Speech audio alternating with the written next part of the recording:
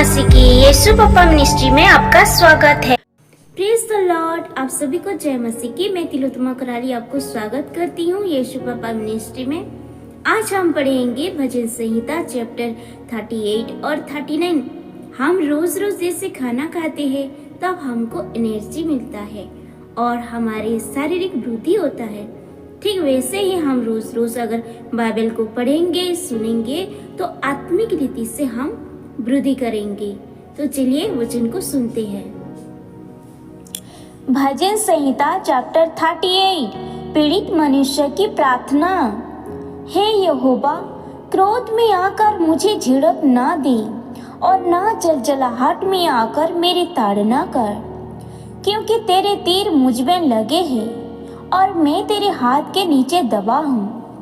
तेरे क्रोध के कारण मेरे शरीर में कुछ भी आरोग्यता नहीं और मेरे पाप के कारण मेरे हड्डियों में कुछ भी चैन नहीं, क्योंकि मेरे अधर्म के कामों में मेरा सिर डूबा गया और वे भारी बोझ के समान मेरे सहने से बाहर हो गया है।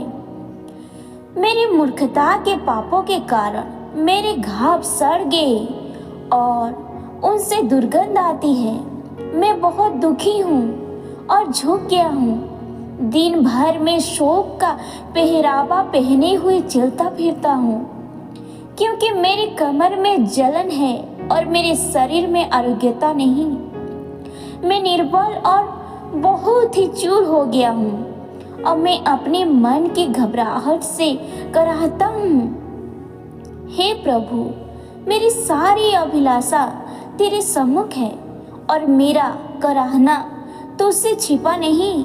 मेरा हृदय धड़कता है, मेरा बल घटता जाता है और मेरी आंखों की ज्योति भी मुझसे जाती रही। मेरे मित्र और मेरे संगी मेरी विपत्ति में अलग हो गए और मेरे कुटुंबी भी दूर जा खड़े हुए। मेरे प्राण के ग्राहक मेरे लिए जाल बिछाते हैं और मेरी हानि का यत्न करने वाले दुष्टता की बातें बोलते और दिन भर छल की युक्ति सोचते हैं, परंतु मैं बहरे के समान सुनता ही नहीं और मैं गूंगे के समान मुंह नहीं खोलता, वरन मैं ऐसे मनुष्य के तुल्य हूँ जो कुछ नहीं सुनता और जिसके मुंह से विवाद की कोई बात नहीं निकलती। परंतु हे यहोवा, मैंने तुझे पर अपनी आशा लगाई है। हे प्रभु मेरे परमेश्वर, तू ही उत्तर देगा, क्योंकि मैंने कहा ऐसा ना हो कि वे मुझ पर आनंद करे।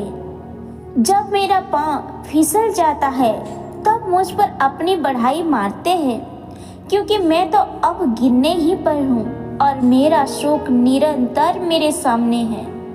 इसलिए कि मैं तो अपने अधर्म को प्रकट करूँगा और अपने पाप के कारण खेदित रहूँगा, परंतु मेरे शत्रु अनगिनत है और मेरे बैरी बहुत ही हो गए हैं, जो भलाई के बदले में बुराई करते हैं। वह भी मेरे भलाई के पीछे चलने के कारण मुझसे विरोध करते हैं। हे यहोवा, मुझे छोड़ ना दे। हे मेरे परमेश्वर, मुझसे दूर ना हो। हे यहोवा, हे मेरे उद्धारकर्ता, मेरी सहायता के लिए फुर्ती कर। भजन संहिता चैप्टर 39। बुद्धि और क्षमा के लिए प्रार्थना। मैंने कहा, मैं अपने चाल चलन में चौकसी करूंगा, ताकि मेरे जीभ से पाप ना हो। जब तक दुष्ट मेरे सामने हैं, तब तक मैं लगाम लगाए अपना मुंह बंद किए रहूंगा। मैं मौन धारण कर गूंगा बन गया और भलाई की ओर से भी चुप्पी साधे रहा और मेरी पीड़ा बढ़ गई। मेरा हृदय अंदर ही अंदर जल रहा था। सोचते सोचते आग भड़क उठी। तब मैं अपनी जीभ से बोल उठा, हे यहोवा, ऐसा कर कि मेरा अंत मुझे मालूम हो जाए और यह भी कि मेरी आयु के दिन कितने हैं, जिससे मैं जान लूं कि कैसा अनित्य है। देख, तूने मेरी आयु 42 भर की रखी है और मेरा जीवन काल तेरी दृष्टि में कुछ है ही नहीं। सचमुच सब मनुष्य कैसे ही स्थिर क्यों ना हो तो भी व्यर्थ ठहरे हैं। सचमुच मनुष्य छाया सा चलता फिरता है। सचमुच वे व्यर्थ घबराते हैं। वह धन का संचय तो करता है, परंतु नहीं जानता कि उसे कौन लेगा। अब हे प्रभु, मैं किस बात की बाट चूहूं? मेरी आशा तो तेरी ओर लगी है। मुझे मेरे सब अपराधों के बंधन से छुड़ा ले। मूर्ख मेरी निंदा ना करने पाए।